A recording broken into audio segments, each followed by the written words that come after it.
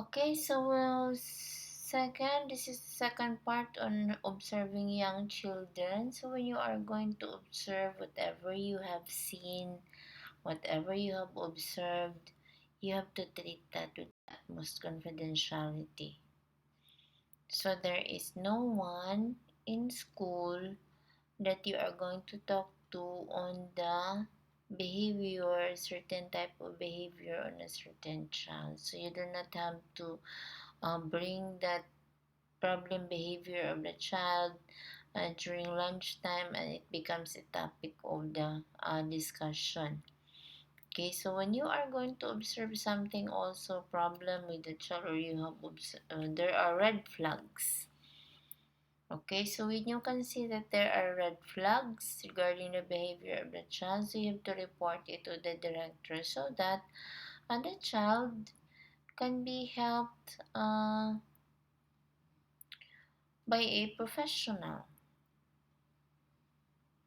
Okay, so a certain person there are professionals that could help the child. So if you have seen some red flags, do not wait for any longer. You have to report it to the proper authority. But of course, you have to treat that information with utmost confidentiality. Also, when you are going to observe, you have to identify diversity. Okay, so you have to identify the abilities of the child. So some are differently abled children. So these are children with special needs. That's why they are called differently abled.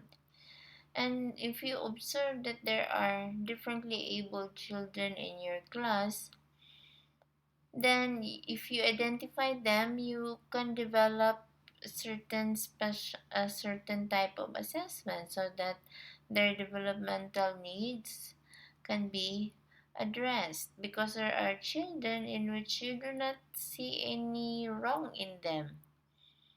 They look normal, but when they are going to start performing activities in the classroom, you will uh, find that there are children who are a bit behind of the others. So their development is a bit slower compared to the others of their age.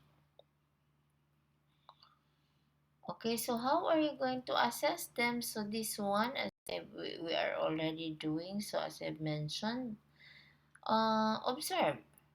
Then you have to have that self-reflections from the children. So you may ask uh, how they see themselves. So that is self-reflection. Okay, how they see themselves when they are going to play with other children. What do they feel? So those are self-reflections. Or you can have the products, can be you let them perform an activity individually or in a group. So in an individual activity, you're looking into how good is his or her output. While when you are going to observe them in a group, you are going to observe also his behavior in terms of others, how he's going to handle the group. Is he a team player or not? Because later on in life, if you were not able to behavior of the children were not able to be corrected in the early stages, then they might pose problems when they become adults. Then there are individual portfolios, or you can ask them for project narratives. Okay, so how are these types of assessment compared to the old report cards? So if you remember our report cards in the elementary, so magkadugo na yun na siya. They're going, most are red marks. So we call that one na magkadugo. It's bloody, or some others would laugh at it and would say, oh, it's wearing lipstick. Your card is wearing lipstick. So how do these types of assessments compare to the uh, good old report card? Okay, so one question that you're going to answer is, are grades easy to interpret? And of course, you will say, oh, it's easy to interpret because if it is red, if it is below passing, if that's of course failure. And if your grade is very high, of course you're very excellent in the class, you're the top student. But what about the middle ones? The ones that are not the lowest and the ones that are not the most excellent, the brightest in class, because usually a teacher would only remember the extremes, the very slow and the very fast. That's the usual case, and those in the middle will not be remembered at all by the teacher because they are just the average ones. So that old report card would not, it's not easy to interpret. But when you observe, of course, it's easy to state the facts, the things that you have observed on the behavior of the child or the aspects of the behavior of the child. Do the grades really reflect how a student is doing? No, not really, because you are looking into the numbers. Of course, you will say numbers quantify. It really is going to quantify, but when you look at the performance, the development of a child, the development of your students, then you do not have to quantify it, but you have to qualify it. And that cannot be captured in terms of grades. And are report cards culturally biased? Of course, there are some, because when you go to other uh, countries, some are labeled through colors. And we are part of that. We Filipinos, when you go to other countries, we're labeled as based on our colors. So we are called the yellows. Okay, Asians are yellow.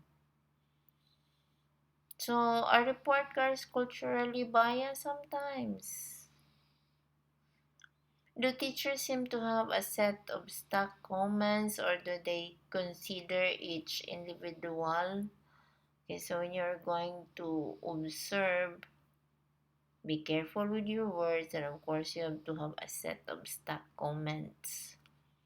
And you can play words on it. And do report cards reflect positive or negative views of students? No, it's not. It's not going to reflect. So unlike in a narrative report, it is going to reflect the views of students, whether it's negative or positive. At least their views, opinions are heard.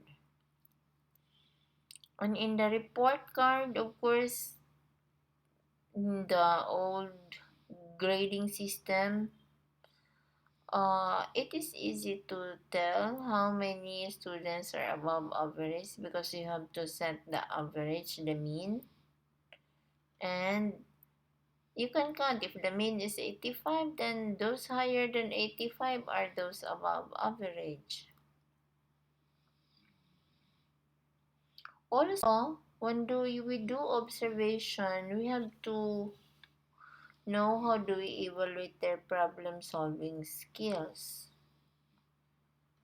Okay, so when you are grading them through report cards, the old grading system, you do not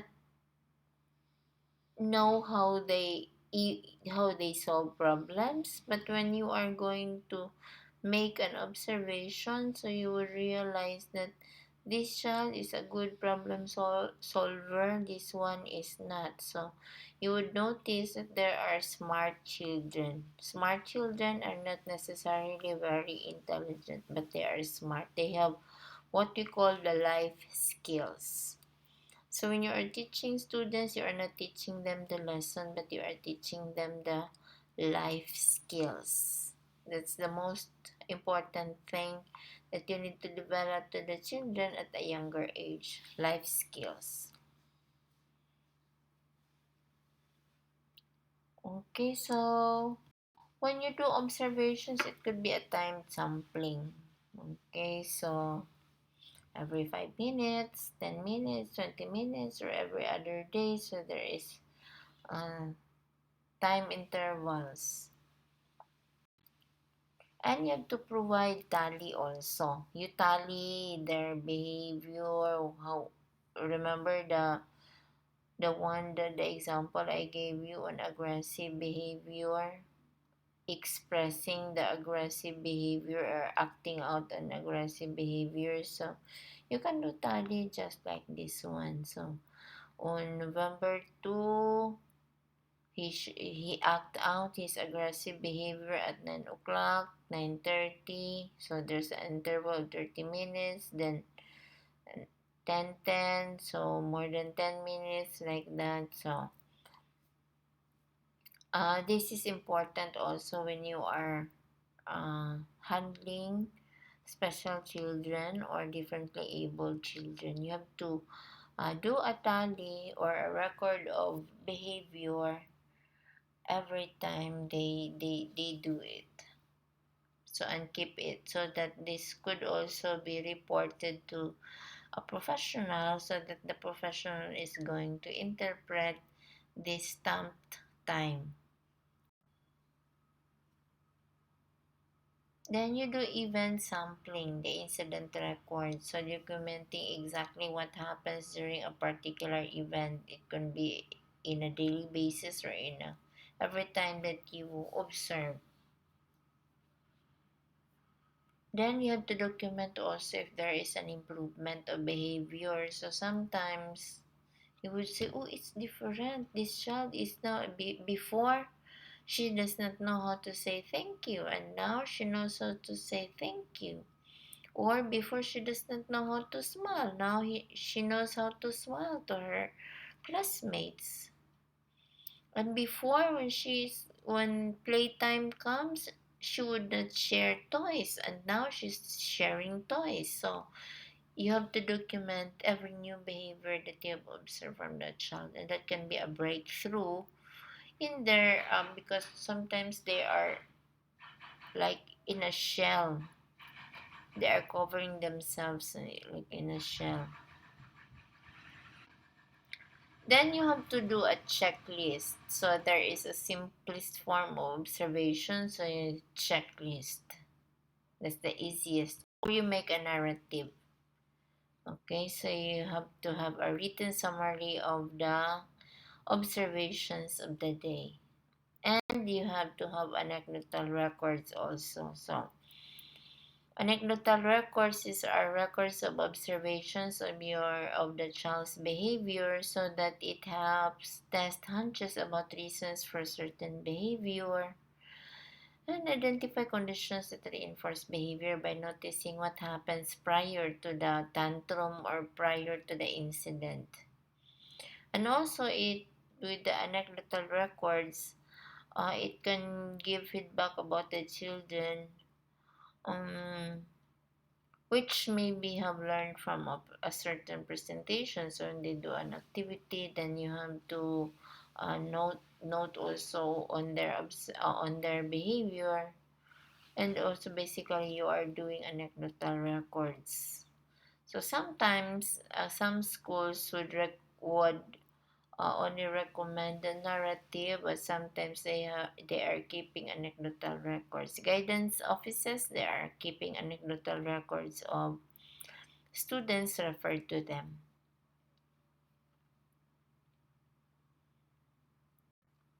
And the portfolio of a child. So when you are, so it's not easy to become a teacher because whatever you observe, you have to keep it.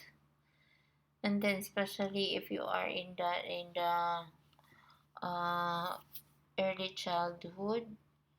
Okay, so you have to keep a portfolio of the child. So these are collections of the child's works, pictures of the child, or whatever activity that you let him do. And you are keeping it because if you are trying to analyze the behavior of the child, it can be uh, the behavior or some attitudes that are somewhat hidden may be revealed in the pictures that they draw. So if you observe, if you're going to debrief children which are in conflict with the law, you are uh, letting them draw or do something, an activity, and then you observe. So those are, you have to keep it also, because later on some professionals are going to look into that portfolio of the child. So psychometricians and professional psychologists, psychiatrists, they are keeping portfolio of their patients. So it's just like that, you're keeping portfolio of the child. And by that portfolio, it's a way that you can communicate with the parents, and it's also a way that you are assessing the progress of that child, and it is an evidence for your accountability. So it might contain your observations and your notes. And portfolio categories are like emerging literacy, so letters, reading, computers. So some others would resort to letters because from that wordings, from how the child composed letters, you can also tell what kind of behavior does the child has. And then creative arts, the artworks in science and math. So science activities. Okay, so in math, there are big and small manipulatives, social skills, drama, or role play. Okay, so for large motor skills, playing outdoors, and on special events like birthdays, Christmas, field trips. So, yeah, it's also part of the portfolio. And the last one is an individualized education plan. So, for children with special needs, this is helpful because it includes description of current performance, goals and objectives that you need to achieve, that the child needs to achieve. Describes also services needed to meet the goals and criteria for evaluation. So this is one thing also of doing assessing children, making their authentic assessment through individualized education plan. Okay, so the activity number 3 is you have to make your own portfolio of your very special event.